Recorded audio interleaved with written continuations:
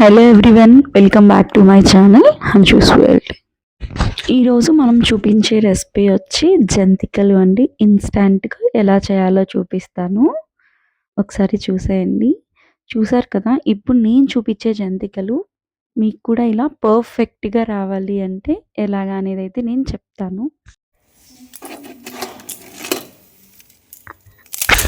చూసారు కదా, ఇలా కరకరలాడేలాగా వస్తాయి. ఇంక రెసిపీ అయితే లేట్ చేయకుండా చూసేద్దామా.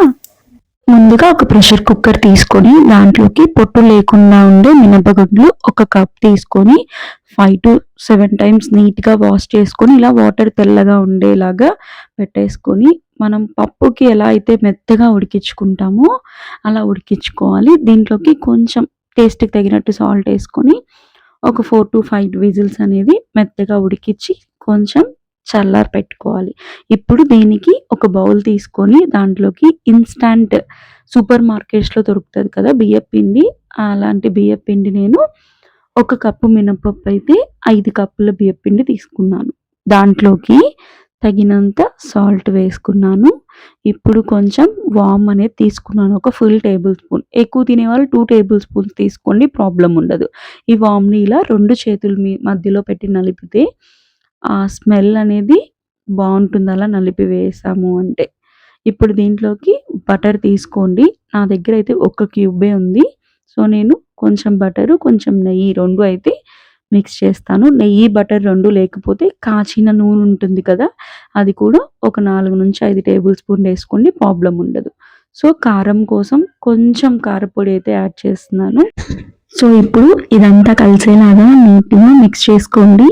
మీకు నచ్చితే నువ్వులు కూడా యాడ్ చేసేసుకోండి. ఈ బటర్ అంతా కలిసేలాగా మిక్స్ చేసుకొని, బటర్ నా దగ్గర కూలింగ్ ఎక్కువ ఉంది, సో అది కొంచెం మిక్స్ అవ్వలేదు, అందుకే నేను ఇలా తురిమి అయితే వేస్తున్నాను.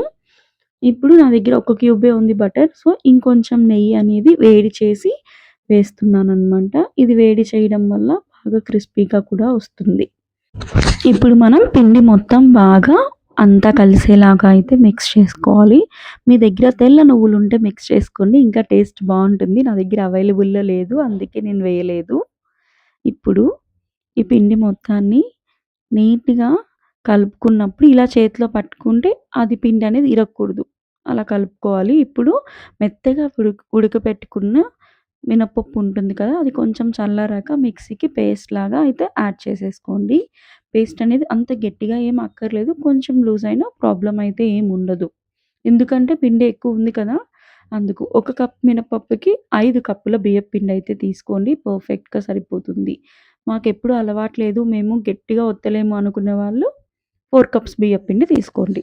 సో ఈ మినపప్పుని రుబ్బుకున్న మినపిండిని ఏం చేసుకోవాలంటే మొత్తం పిండి మొత్తం కలిసేలాగా మొత్తం నీట్గా కలుపుకోవాలి. నేను చూపించే విధంగా కలుపుకోండి. ఇప్పుడు మినపిండి మొత్తం కలిపేసాము, కొంచెం వాటర్ పడుతుంది, సో కొంచెం కొంచెం వాటర్ వేసుకుంటూ హార్డ్గా కాదు అట్లా సాఫ్ట్గా కాదు, సెమీ సాఫ్ట్గా నేను చూపించే విధంగా పిండి ముద్దను కలుపుకోండి. ఇలా అంటే కొంచెం లోపలికి వెళ్ళాలి, ఇలా విరిస్తే ఇట్లా గుల్ల గుల్లగా ఉండాలి పిండి. ఈ పిండి మీద తడి క్లాత్ వేసి కప్పి పక్కన పెట్టేసుకోండి. ఇప్పుడు మనం చక్రాలు ఒత్తుకునేదానికి ఏం చేయాలి అంటే, చక్రాల గిద్ద ఉంటుంది కదా, అది తీసుకొని లోపల బయట మంచిగా ఆయిల్ పూసి పక్కన పెట్టేసుకుంటే చక్రం అనేది చాలా లూజ్గా అయితే వస్తుంది. ఇప్పుడు మనం ఆయిల్ అనేది అయితే హీట్ చేసుకుందాము, డీప్ ఫ్రైకి సరిపడా. ఆయిల్ ఎంత వేసానో ఫస్ట్లో గమనించండి. సో ఈ కలిపి పెట్టుకున్న పిండిని ఆయిల్ రాసి పెట్టుకున్నాం కదా చక్రాలు ఒత్తుకునే గిద్దలో వేసుకొని 3/4 పిండి అయితే వేసుకోండి, ఎక్కువగా అయితే వద్దు, ఎక్కువ వేసుకుంటే పైకి వచ్చేస్తుంది కాబట్టి. సో 3/4 పిండి అయితే వేసుకొని మన దగ్గర స్టీల్ పెద్ద ప్లేట్ కానీ చిన్న ప్లేట్ కానీ తీసుకొని దాని మీద నేను చూపించే విధంగా ఒత్తేసుకోండి. చిన్న చిన్న చక్రాల మాదిరి ఒత్తుకుంటే పిల్లలు కూడా తినడానికి బాగా ఇష్టపడతారు, అని చేత్తో అలా ఎడ్జెస్ కట్ చేస్తే సరిపోతుంది. ప్లేట్ మీద వేయడం రాదు అనుకునే వాళ్ళు ఏం చేస్తారు అంటే, ఇప్పుడు నేను చూపిస్తాను, చూసేయండి. మన ఇంట్లో చిల్లుల గెరిటె ఉంటుంది కదా, అలాంటివి ఒక 2 ఉన్నా సింగిల్ ఉన్నా పర్లేదు. తక్కువ క్వాంటిటీలో అయితే ఒక ఒక గరిటె తీసుకొని దాని మీద ఇలా ఒత్తుకుంటే చెయ్యి కాలకుండా చాలా ఈజీగా అయితే వేస్తారు. ఈ 2 ఆప్షన్స్ అయితే ఉన్నాయి. నేను చూపిచ్చే విధంగా ఆయిల్ హీట్ అయ్యాక ఇలా వదిలేసేయండి. సో, వన్ బై వన్ ఇలా గరిటెతో వేసుకున్నారంటే మీకు చెయ్యి కాలదు.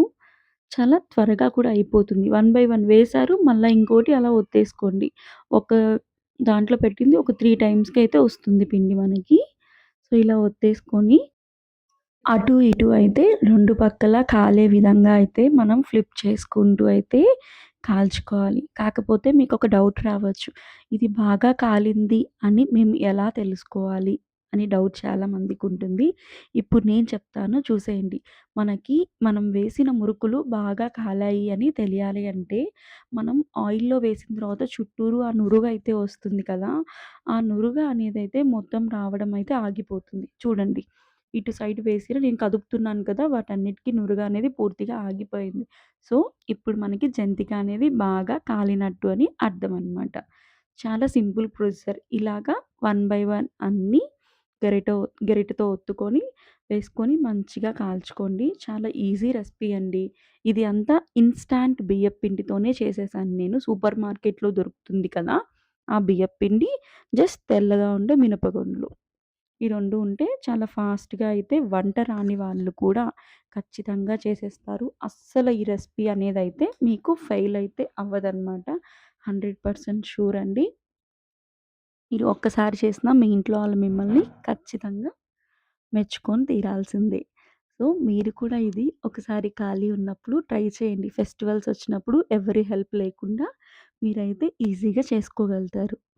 ఓకేనా? ఆయిల్ కూడా చూపిచ్చాను కదా! ఎక్కడ ఏం పెద్ద పీల్చలేదు. సో, వీడియో గనుక మీకు నచ్చినట్టయితే don't forget to like, share, subscribe. Thanks for watching.